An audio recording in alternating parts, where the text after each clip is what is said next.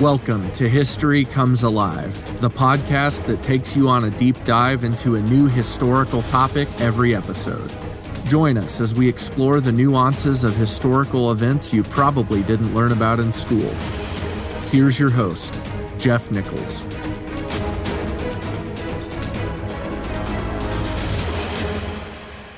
The Earl of Strafford is dead, murdered by an angry parliament. The Irish are killing Protestants. The Scots won't leave England. John Pym has published the Grand Remonstrance before the king even responded. What a mess. What a freaking political horror show. Everything would change before this was over. It's the holiday season, 1641, London, England, and it's not looking very jovial. What an incredible ride we're about to take. Last week, we saw the escalation of tensions between the Scots and Charles. We saw the escalation between the English army and the English people. We saw the trial, sham that it may have been, that led to the execution of Thomas Wentworth, the first Earl of Strafford. I say sham because the trial of impeachment was not looking like it would succeed, so Parliament shifted gears and instead convicted the Earl by an act of attainder. It gave them more leeway as far as strength of evidence. Through what sure seems like an intentional twisting of words and context, he was convicted and executed on May 12, 1641. In the end, he had proved loyal to Charles unto death. But as we'll see, the worst of the troubles he'd hoped to avoid paled in comparison to what would actually happen. Irish Catholics revolted against Protestants. The Scots invaded England and refused to leave. There was a threat the English army would mutiny. Charles had reached a point where he needed to raise funds for an army, but who would control it? By rights and tradition, the king would. But Parliament wanted control, and they held the purse strings. Upon his arrival back in London in November 1641, Charles was presented with the Grand Remonstrance. It called for the expulsion of the bishops from the House of Lords, the review of official appointments and veto power for Parliament. It did away with land sales confiscated by Irish rebels. The overall tone was anti-Catholic. It was anti-Laudian. It was not specifically anti-Charles. And they also wanted ecclesiastical reform. They called for a general synod from England and abroad of like-minded scholars to set up church government and oversight. So it was a political and a religious rebuke. This was a very big deal. It's not hyperbole or being overly dramatic to say that the outcome of the showdown to come would pave the way for Western democracy as we know it. It would lead to 9 years of civil war. Some have said this was the greatest political showdown in English political history, a political power struggle that yielded the best possible outcome from their time to ours. I don't know, but it is one great story. I kind of think of this as the Great English Pissing Contest, or if we want to clean that up a little bit, maybe the greatest political chess match in English history. We want to look at this struggle through the eyes of both John Pym and King Charles I, the leader of the House of Commons and the King of England. Both men saw their fight as necessary politically, and also, once it really got going, it was a fight for their very lives. So the Grand Remonstrance was really a vote of no confidence for the king, an embarrassment made worse by its publication before the king even responded. In those days, that did not happen, until John Pym. The king's response on December 23rd, 1641, which basically tells Parliament to pound salt, set in motion about 3 weeks of some of the most fascinating political intrigue you can imagine. So let's get to it. Well, before we dive right back into what happened once Charles responded, I want to say this episode, the approach, moving toward the great confrontation between Charles and Parliament, by using a day-by-day account, was what I had envisioned. And I found a lot of what we've covered the last few weeks finds its conclusion in this week's storyline. I'm really indebted to a historical 3-part series on the last days of Charles I in London titled Charles, Downfall of a King, and it was hosted by historian Lisa Hilton, as well as an article written by Leanda Delisle, author of 3 books on the Tudors and Stuarts titled Downfall, The 30 Days That Lost a King His Crown. Both of these works really helped me to make the blurry more visible. So with that said, let's take another look at what else happened between the presentation of the Grand Remonstrance on December 1st and Charles's response. Charles knew that he was in trouble. He did not have the supporters in London. They had all gone home for the holiday. They were on recess. The Puritans were there. So on December 12th, he summoned the full Parliament to return to Westminster by the 12th of January. And Charles was sure that with a full Parliament, he could defeat the junta led by John Pym. The question was, would he make it until then? A lot would happen. I mean, how does that saying go? Sometimes nothing happens in 100 years. And other times, 100 years happens in a day. This would be one of those times. So, as we said, there was trouble in Ireland. It's important to understand that the great struggle over who would control the army had been necessitated not just by the Irish rebellion, but the fact that the folks in Dublin had requested 20,000 men to put the rebellion down. So there's a sense of urgency. And again, nobody denied that there was a need. The issue was control. Charles went to Parliament on December 14th. And under John Pym, the militia bill was passed in the House of Commons. And this bill stated that Parliament would only fund an army if they controlled it. Check. The Lords were aghast. The bishops blocked the bill from passage. Even in the current crisis, we see a little foreshadowing of what was to come. I mean, these were, after all, Protestants being slaughtered. But it was a stalemate. Neither side, Charles nor Pym, would budge. Charles had had quite a year of embarrassments, quite a year or two, between Scotland and the execution of Strafford, Ireland. I mean, I just don't think he was looking to take a whole lot more from the likes of Parliament or John Pym. At this point, it seems like John Pym was winning. He was setting the tempo, but the king was blocking him. Rumor had it Charles was going to have them all arrested, the inner circle of rebels. The parliamentarians were divided on what to do. Should they run or should they stay and fight? It would have been better for Charles had they opted to run. John Pym was not going to run. He was going to turn English politics upside down. He was going to make the fight public. Initially, they weren't planning to directly target the king, but rather the bishops. They were the ones that backed the king, just like in Scotland. Pym would use propaganda, populism, sensationalism, yellow journalism, whatever you want to call it, because the bishops in the House of Lords were his real headache, and he turned up the heat. Parliament had published placards, pamphlets, billboards all around London that said, quote, "No bishops, no popish lords," end quote. You see what he did there. He tied his political opponents to the fears of the people. He took the unpopular bishops, Anglican bishops, and tied them to Catholicism. He framed the argument. You remember, we've talked about that. He who frames the argument definitely gets the upper hand. And it was one that he knew would resonate with the people. After all, there was a Scottish army in England that had been aroused by the overstep of Bishop Laud. There was a constant fear of Catholic aggression. There was an Irish rebellion, an Irish army. These placards played on the fears of the public. Who could take a chance that maybe this was right? Check. As we work through this next few weeks, it'll amaze you just how quick word would spread, how engaged the people would become, at a time when they generally did not become very engaged in a lot of this stuff. London was full of Puritans. They were a national minority, but this was a stronghold. And this would be a great advantage, as we'll see. There were areas of London that were absolutely on fire with Protestant Puritan zeal. Places like Coleman Street boasted round-the-clock preaching, in the streets, in the churches, in the pubs, well, the attics of pubs. They had busy printing presses getting the word out, and these hubs, these strongholds, helped to get the word out and agitate the folks. One guy, John Lilburne, was an outspoken leader who taught all men are created equal. Not quite what the king had in mind. You remember, he's an absolute monarch in his own mind. John Lilburne spoke of natural justice and common law, the rights of the individual. Sounds a lot like our founding documents.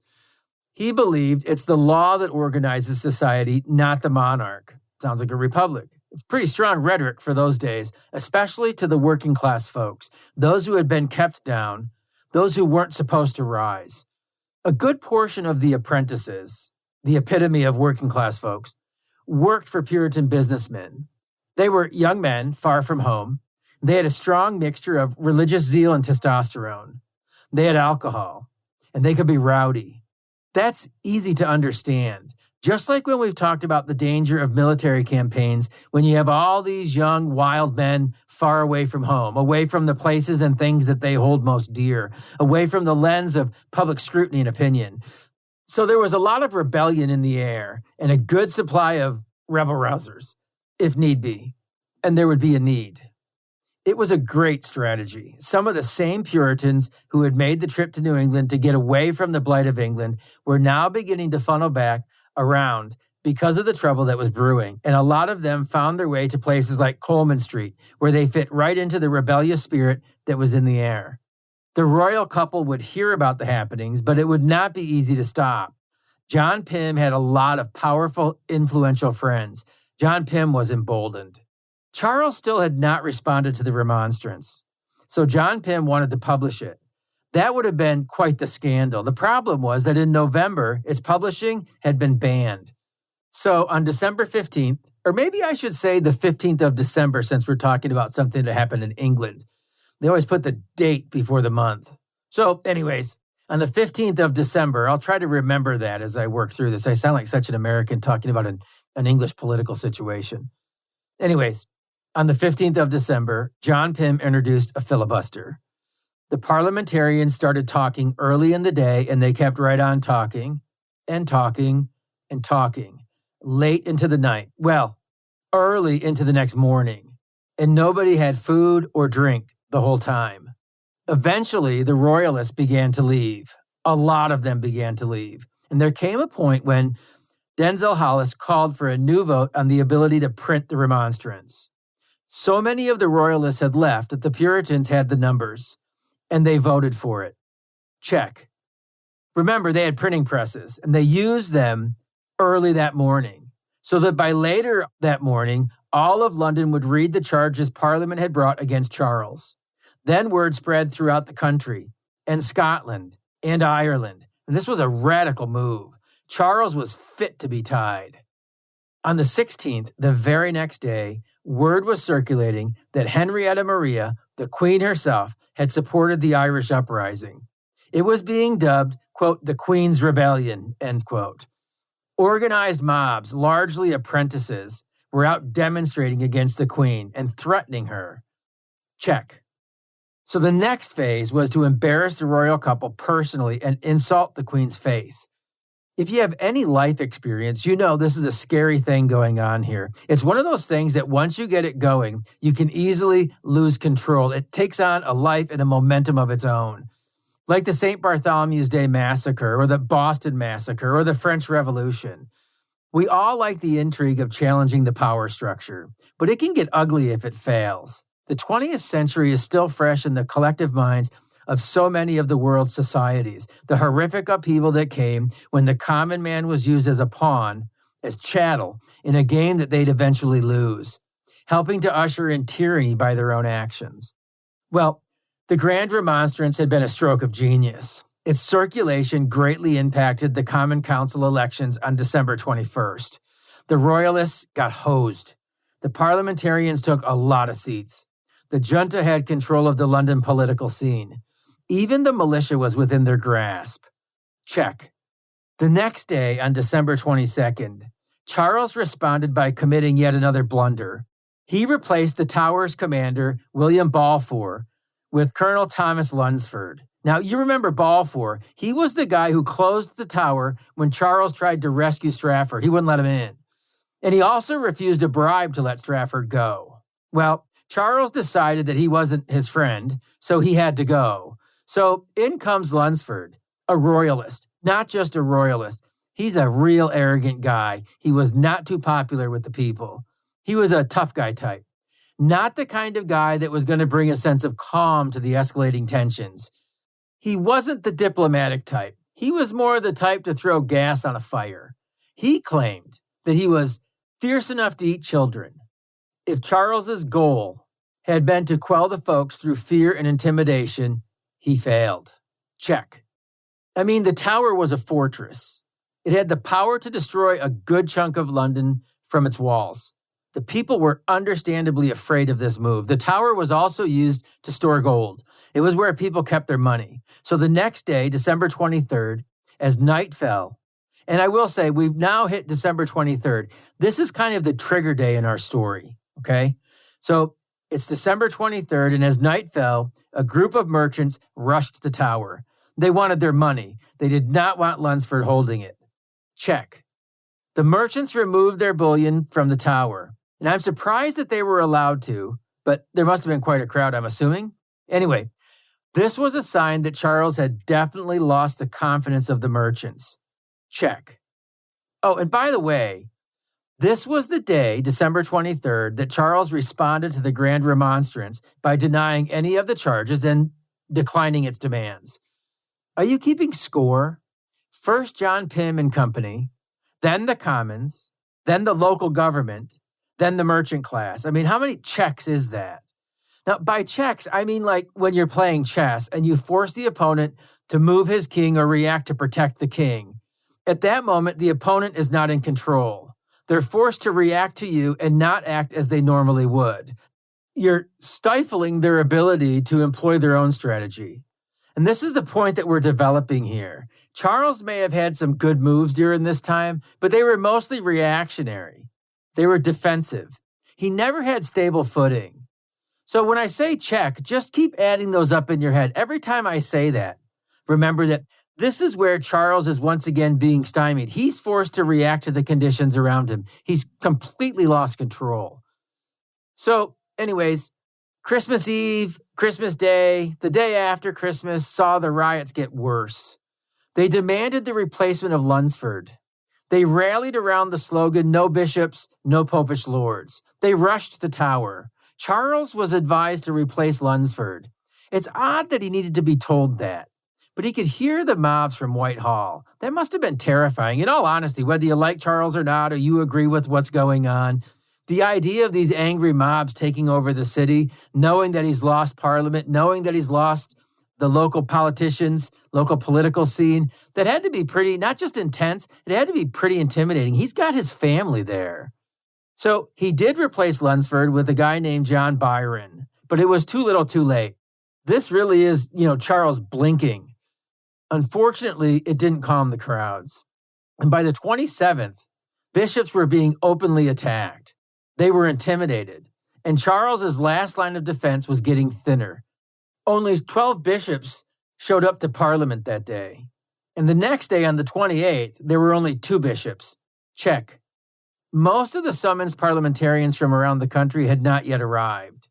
On the 29th, there was a clash at Whitehall Castle between the regular folks armed with clubs and swords and the royalists who went over the rails brandishing swords at the crowds. I mean, do you feel the tension that's building? On the 30th, 12 bishops argued that the laws passed in their absence were not justly passed at all. The response from Parliament was classic. They simply arrested 10 of them. Within half an hour, Pym had the votes in the Commons, and then he strongly encouraged the Lords to do the same, and they did. So off with the troublesome bishops. Check. Charles was under no illusion. He was in big trouble. So on the 1st of January, 1642, he did something unforeseeable. He called a secret meeting between himself and John Pym and offered Pym the position of Chancellor of the Exchequer. It's a very powerful position, one that would have brought Pym to the king's side. I mean, it seems crazy, but Charles had been doing this for a long time, over a decade. You remember, he first had gotten Thomas Wentworth in 1629. It may not have ended well for him, but it did buy Charles over a decade's worth of his service and allegiance. At any rate, John Pym was a little more principled than these other guys, and he promptly turned him down. Check. Charles could not dissolve Parliament. Nobody could. And many of his supporters were not in London yet. I mean, the question was, could he hold out? He's only got like 11 days, right? This whole scene reminds me of the sand as it just begins to empty at the bottom of the hourglass. You know that time when the hourglass is narrowed just enough that the sand seems like it's falling faster and faster? This is kind of where we're at in the storyline. I mean, the end may have been near, but there was plenty of storyline left. Charles was clearly neutered. Charles still needed money from Parliament. And depending on how you want to look at this, there was either only 11 days until a full parliament was seated, or there was still 11 days until a full parliament was seated? On the 3rd of January, Charles comes up with another plan. He and his advisors believe that Parliament has overstepped their role. He wants to arrest 6 members for treason, Pym, of course, and 4 other commoners, and 1 lord. It's an interesting choice for the lords. Viscount Mandeville. It was Warwick's son-in-law. Charles knew that Warwick was still too powerful to try for treason, but Mandeville was not. Charles was just trying to stall until the Parliament was fully seated. The same day, John Pym is fomenting anti-Catholic rhetoric across London. Understand that the Catholic presence in London was minuscule, 1% or less. And then also understand and remember that Henrietta Maria is a local Catholic, and she's accused of supporting the Irish Rebellion. To make matters worse, or at least more embarrassingly stressful, there was a rumor circulated that Henrietta Maria had been unfaithful to Charles. Not just in general. The rumor was about one man, a close advisor that had been assigned to her when she had first arrived in England. His name was Henry Jermyn, and they did spend a lot of time together. It was even suggested that Charles II looked more like Jermyn than Charles I. On top of that, it was rumored that the Queen was going to lose her Catholic entourage to Parliament. What a way to embarrass both the King and the Queen. This was a big day. 9 days to go, if you're counting. The 3rd of January could be described in 4 words then. Check, check, check, and check. Charles had been stymied everywhere he turned that day. One of the most irritating positions to find yourself in is when you're playing a game of chess and constantly finding yourself in check. Some games, you just can't get out of it, and it can drive you batty. I think that's probably how Charles felt. No matter what he did, no matter what he tried to do, he found himself embroiled in another controversy that had been started by somebody else, another argument framed by somebody else. He was on the short end of a fuse lit by somebody else. Another tragedy would befall the Queen as well. Her trusted advisor and best friend, Lucy Hay, or Lucy Carlisle, would betray her. Lucy was a Protestant, and she was very close to the Queen. She was a fun person, and she entertained the Queen, and the Queen was quite comfortable with her. But Lucy was also a spy. Check. So anyway, Charles wanted the 6 arrested. Parliament had the arrest warrants, but had not executed them. And a close advisor to the King, George Digby, had agreed to push the issue in the Lords. But he didn't. When it came time for him to raise the argument in the King's banner, he balked and left the House. It turns out the House of Lords had appointed a committee to see if the charges were valid. And they decided that they weren't. Remember, the numbers were no longer in Charles's favor. The bishops were gone. When the King's Sergeant of Arms arrived to make the arrest, he was denied. Check. That's 6 checks today, January 3rd in total. And that's only going to get worse. At this point, everybody's got to be thinking, this can't continue. Something's going to give here, right? So Parliament was afraid the King would do something rash. So they turned to the Guildhall for a protective guard. And that was refused. So Charles feared Parliament, and Parliament feared Charles. The whole city was on edge. Henrietta Maria warned Charles to make the arrests, or he'd never see her again. It's too bad that Lucy was there to hear that. So 10 p.m. on January 3rd, Charles readies the Tower cannon. There were 40 cannoners ordered to the Tower. Check. That might not seem like a check because Charles had initiated that move, but the reality is it backfired tremendously. It was at least as bad as the Lunsford appointment. The people were freaking out. They didn't know what Charles was going to do. This was very provocative. What was he going to do? That was the question. It was just the sort of thing John Pym had counted on. Push and needle and meddle and drive the King crazy and make him take actions he would not normally have taken. Because this action made Charles look every bit as crazy as Pym had been saying. So, after all of this, if you're a moderate, whether in the general society or in Parliament, at this point in time in England, whose side would you have been on? The 4th of January, 1642, Charles is done waiting around. He can't take it anymore. Between Henrietta and George Digby, the same guy who failed him the day before, Charles was pumped up to go to Parliament himself and make the arrests. It's a very, very bad idea. I mean, the worst of all of his ideas yet.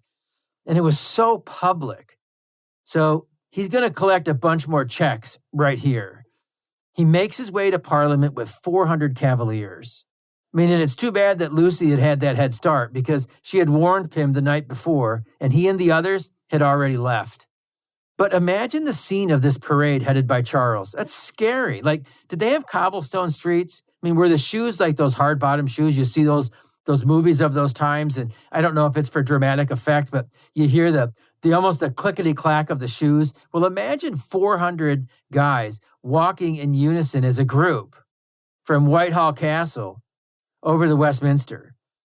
I mean, there was a measure of bravery this day, too, that would take place in just a few minutes that you either appreciate or you do not appreciate. You either see it for what it is or you completely miss it. It's more than just a watershed moment.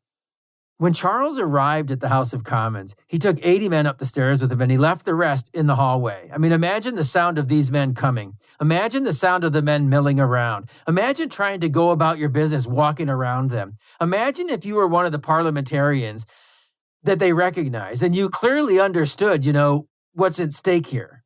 So at any rate, it must have been, pretty intense. Charles entered the chamber while his men stayed outside the door, so only he went in.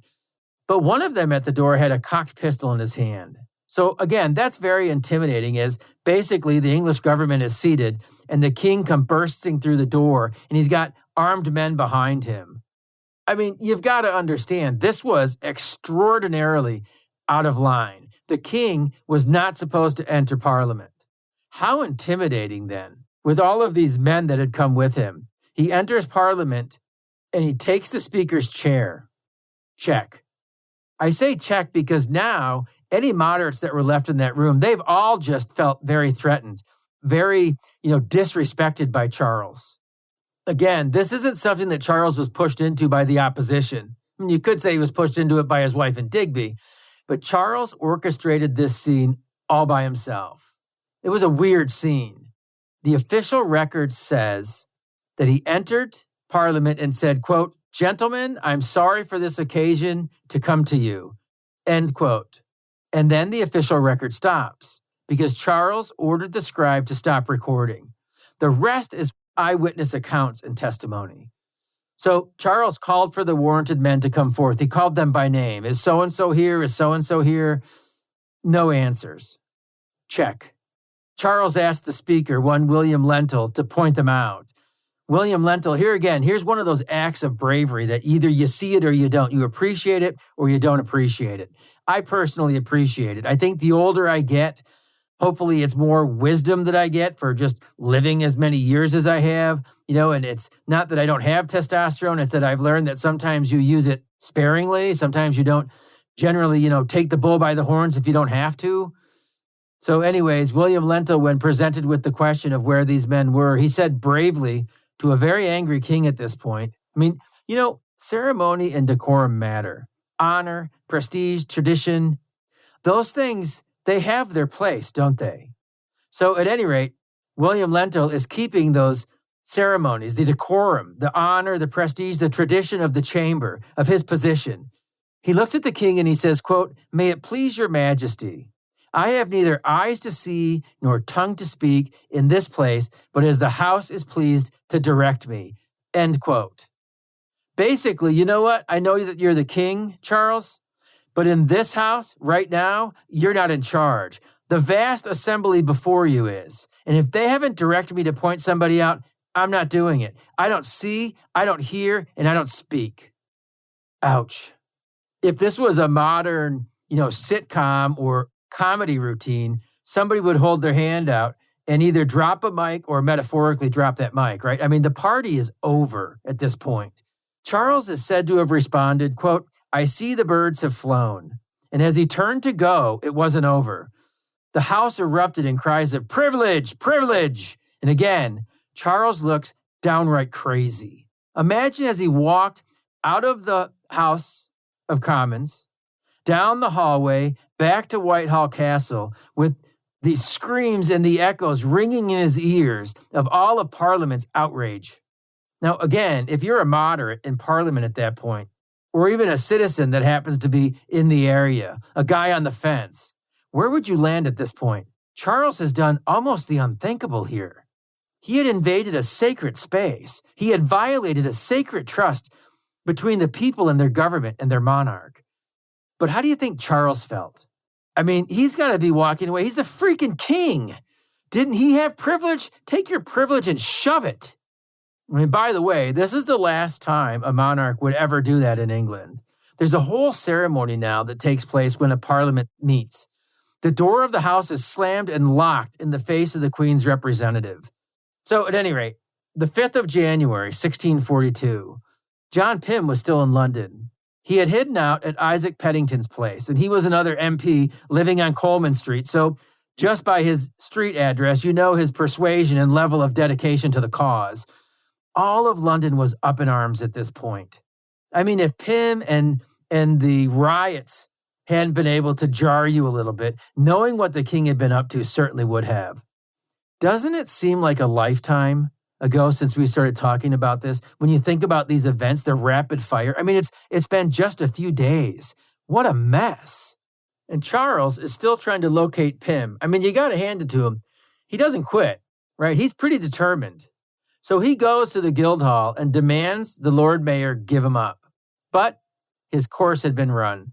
There was no support here. They actually taunted him. I mean, commoners, regular folks were howling and yelling at him. Imagine that scene. Imagine what that did to Charles's state of mind, like Parliament the day before. And there was nothing he could do but leave as they all yelled and screamed and heckled him.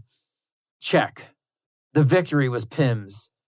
Because of these stunts, Parliament was invited to move to the Guildhall for protection. And now you really have an awkward situation. There are technically two sitting governments in London, Guildhall and the complex of Whitehall Castle in Westminster. Charles still had his cavaliers and militia, thousands of men at his disposal. He had lost the Parliament, the bishops, the merchants, the city, but he had military power. It might be an understatement to say that the city was terrified. Women boiled water to have ready to throw out their windows on Charles's men if they attacked. Streets were blocked off to make travel difficult in the case that Charles attacked. All this for a king who felt that his role was one of a national father figure. I can't help but feel sorry for him at this point. I mean, I don't think I would have supported him necessarily. If I did, I think I would have been a reluctant royalist. Maybe hedging my bets that as bad as things were, if you had to pick one or the other, that the king would actually be a better leader for the people than the sitting parliament. I don't know. But he's looking pretty pathetic, isn't he? So how about you? At what point would you give up on order and civility? At what point would you turn against your government or your king? What would it take?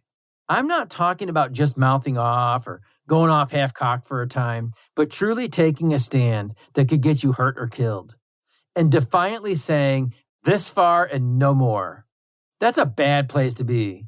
It almost never ends well for a society. I mean, sometimes I feel like we're approaching that point in the United States of America these days. And I'd caution everyone to think real hard about that. When civility breaks down, things get a lot harder than most of us possibly could stand, a lot harder than we think it's going to be. There's no better teacher than the consequences of our own actions or the consequences of other people's actions historically. And that teacher can be stern. That teacher can be a strict disciplinarian. It can be a wicked tutor. So there's just about a week left. Pym knew he had to counter the king's military power. He wanted to infiltrate the king's forces. If nothing else, he wanted guys to sign up for the militia and get weapons and maybe a little bit of training. He needs to win the militia's favor. And you know what? In the end, they backed Pym. Checkmate. There were no other moves for Charles, and there was no time left. The 10th of January, just 2 days shy of the deadline for a fully seated parliament, Charles fled the city for Hampton Court Palace. He would not see London for 7 years. and it would be very different then. He would be tried and executed. But there was a lot that took place before that. Pym, on the other hand, had full control of London and Parliament, with about 10,000 militia to back him. But there was a lot more to come. The Puritans eventually would burn themselves and everybody else out. As for John Pym himself, he would pass from the scene long before Charles. He would die of cancer on the 8th of December, 1643, not quite 2 years after the king had fled.